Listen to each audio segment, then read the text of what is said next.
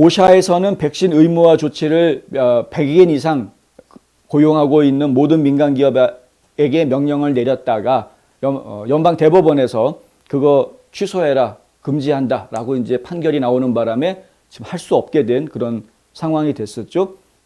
노동부에서 공식 발표문을 내놓았는데 2022년 1월 13일 연방 대법원은 도전자들이 그들의 주장에 대해 이길 가능성이 높다는 것을 발견하면서 백신 접종 및 테스트 비상 임시 기준을 유지했다.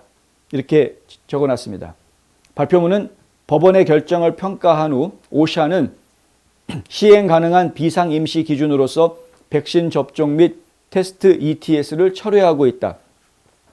철회한다라는 이야기죠.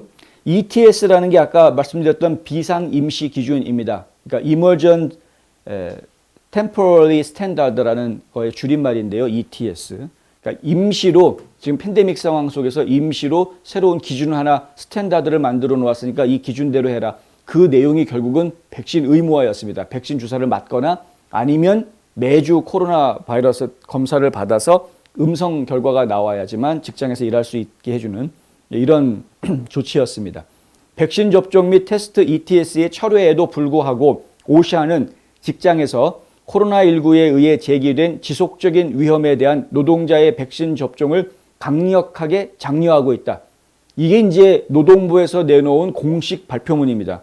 이 공식 발표문 제가 좀 전에 마지막 부분 읽어드린 내용이 이게 중요한 것인데요. 무슨 얘기냐면 비상임시기준이라는 것을 철회한다고 하더라도 바꿔서 얘기해서 백신 의무화 조치, 지난번에 작년 11월에 발표했던 백신 의무화 조치를 철회한다고 하더라도 그럼에도 불구하고 오샤는 직장에서 코로나19에 의해 제기되는 지속적인 위험에 대한 노동자의 백신 접종을 강력하게 장려하고 있다. 백신 맞아라 이겁니다. 끝까지. 그리고 안전한 작업장을 유지하고 관리하기 위해서 백신 접종했는지 안 했는지에 대한 여부를 감독하고 지휘할 수 있는 다른 방안을 만들겠다라는 이야기가 이래서 지금 나오고 있는 겁니다. 지금 여기 써져 있는 발표문의 내용을 보면 그러한 노동부의 의지가 보인다. 오샤에서 그런 의지가 보인다라는 거죠. 이거로 처리하고 끝나는 것이 아니라 계속해서 지금 뭔가 새로운 뭔가를 규정을 만들어내가지고 백신 의무화에 버금가는 뭔가 조치를 취하려고 하는구나. 뭐 이런 이야기가 지금 나오고 있는 겁니다. 백신 의무화 조치에 대해서 이 연방법원에서 대법원에서 중지명령, 금지명령을 했던 원인 중에 하나가 어떤 거였었냐 하면은 이것이 이제 헌법을 어겼다라는 위헌 판결을 받았으면 아주 저희가 속 편했을 텐데 그러면 전부 다 백신 의무화는 안 돼. 뭐 이렇게 됐을 텐데 그렇게 판결을 내리지를 않았고요.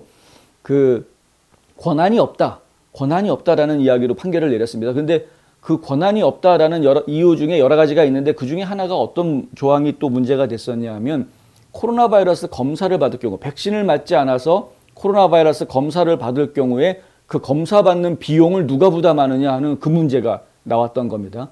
근데 그 검사 비용은 국가에서 제공해 주지 않습니다. 노동부에서 지원해 주지 않습니다. 그 지침에 따르면 그러니까 임시 비상 기준이라고 하는 비상 임시 기준이라고 하는 그거에 따르면은 그러면 그 백신 안 맞을 테니까 대신에 매주 검사 받고 일하겠다라는 사람은 그 검사 비용을 본인이 내거나 아니면 뭐 회사에서 내주거나 뭐 이래야 되는 상황이 되는 것이죠. 바꿔서 이야기하면 근로자나 민간인 고용주 측에 경제적인 부담을 준다라는 문제가 이제 제기가 된 겁니다. 100명 이상 고용하고 있는 기업들에 대한 명령이기 때문에 이게 뭐 수천 명, 수만 명 고용하고 있는 업주들 입장에서 그 검사 비용을 매주 대준다라는 것은 적지 않은 비용이 나갈 수 있는 그런 상황이 될 수 있습니다. 그리고 또 이것이 진행이 됐을 때 여러 가지 안전 조치들 뭐 마스크부터 시작해가지고 보호 도구들, 위생 도구들 이런 것들도 다 갖춰줘야 하기 때문에 뭐 그 당연히 갖추고 있어야 하긴 하겠지만은 그런 여러 가지 부대 비용들이 또 많이 소요가 되는 이런 부담의 문제가 있었던 것이죠. 그러니까 그 명령을 지켜도 부담이 되고 지키지 않아도 문제가 되고 그러니까 결국에는 지키지 않으면 벌금을 내야 되기 때문에 이러한 것들이 지금 과도하다라는 이제 평을 받았던 것을 제가 기억을 합니다. 과연 이제 오샤가 어떤 꼼수를 내 가지고 또 이 민간 기업들을 괴롭히게 될지 그것도 저희가 계속 지켜봐야 되겠다.